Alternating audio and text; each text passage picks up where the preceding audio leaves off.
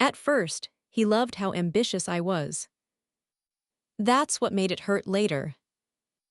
Because in the beginning, he was my biggest supporter. The loudest one in the room. Every time something good happened to me, he celebrated it like it happened to both of us.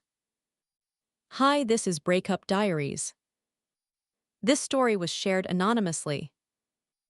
And it's about what happens when the person who says they're proud of you can't handle watching you succeed. When we first met, I was already focused on my career.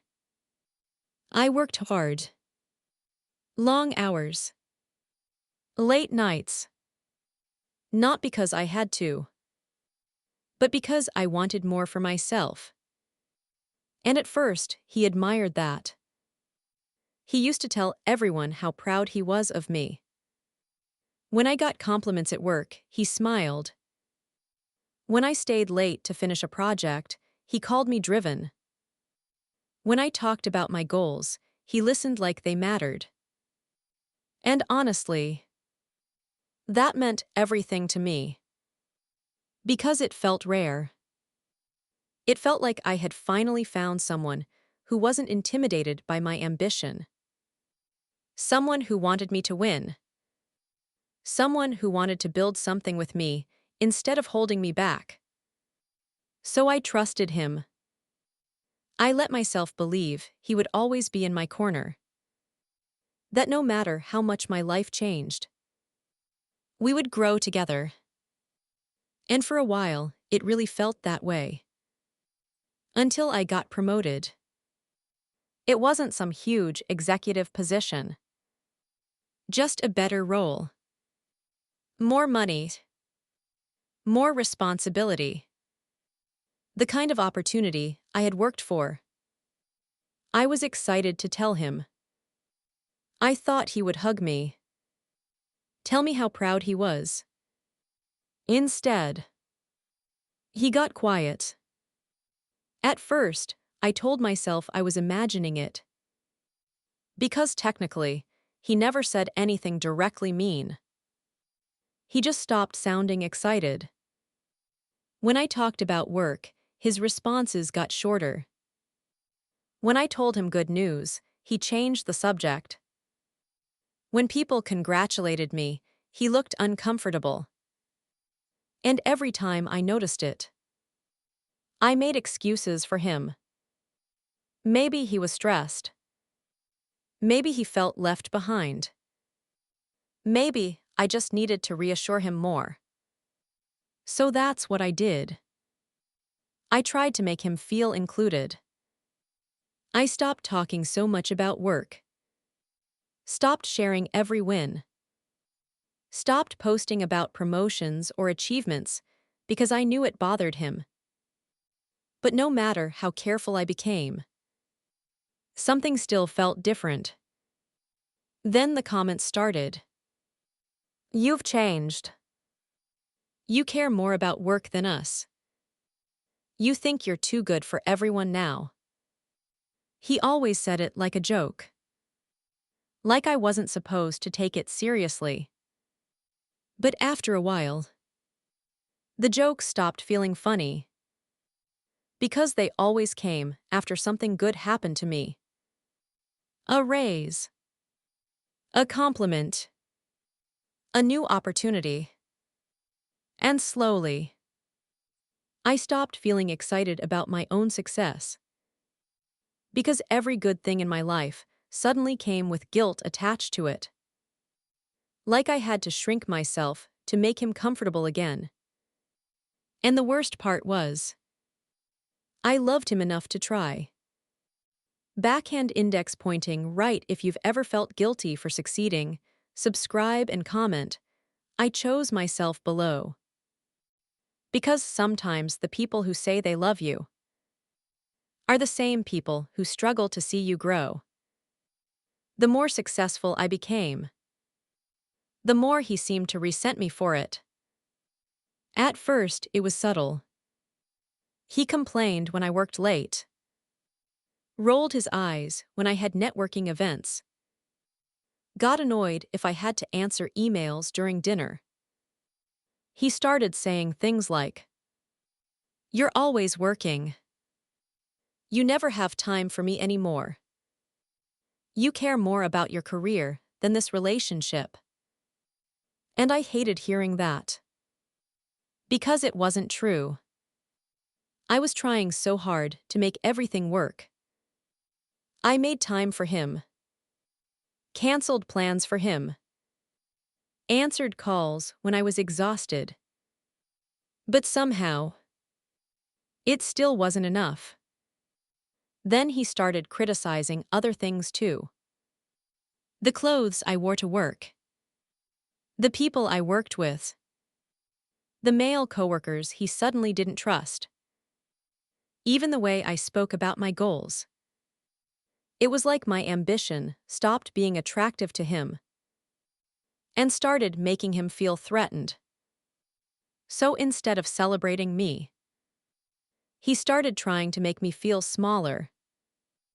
Like if I questioned myself enough, maybe he would feel bigger again. And the worst part, I let it happen longer than I should have. Because I kept holding on to the version of him from the beginning. The version who smiled when I succeeded. The version who made me feel safe. But that version was disappearing. And in his place was someone who couldn't stand seeing me become more than he expected. Someone who said he loved me, but only when I stayed small enough for him to feel comfortable. The moment everything changed happened on a Tuesday night. I had just got the biggest opportunity of my career. A new position. Better pay. More responsibility. The kind of thing I had dreamed about for years. I remember sitting there smiling at my phone, reading the email over and over again. I couldn't wait to tell him. I thought this would be one of those moments we celebrated together. The way we used to. But the second I told him, something shifted. He didn't smile. Didn't hug me. Didn't say he was proud. He just looked at me and asked, "So what does that mean for us?" At first, I didn't understand. I thought he meant schedules. Time. Distance. But then he kept talking. "You're already never around. You already care more about work than me. And now it's just going to get worse." I tried to explain that this was important to me. That I had worked hard for this. That it didn't mean I loved him less. But he wasn't listening. Because this wasn't about the job. It was about control. And then he said the thing I will never forget. "If you take that job, we're done." Just like that. No discussion. No compromise. Just an ultimatum. Quit your job or lose me. And in that moment, I realized something that hurt more than the threat itself. He didn't want me to grow with him. He wanted me to shrink for him. I wish I could say I walked away immediately. That I heard the ultimatum and instantly knew what to do. But I didn't. Because when you love someone, you don't stop overnight. Part of me still wanted to believe we could fix it. That maybe he was scared. Maybe he didn't mean it. Maybe if I explained myself the right way, he would understand.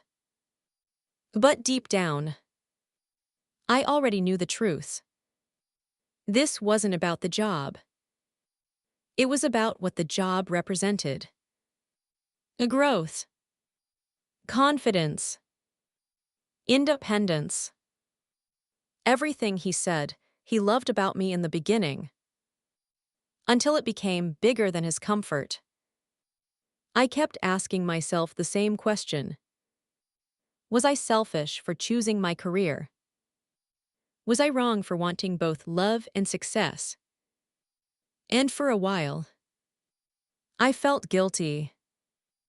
Like maybe I was the one destroying the relationship. But then I started thinking about everything I had already sacrificed. The opportunities I downplayed.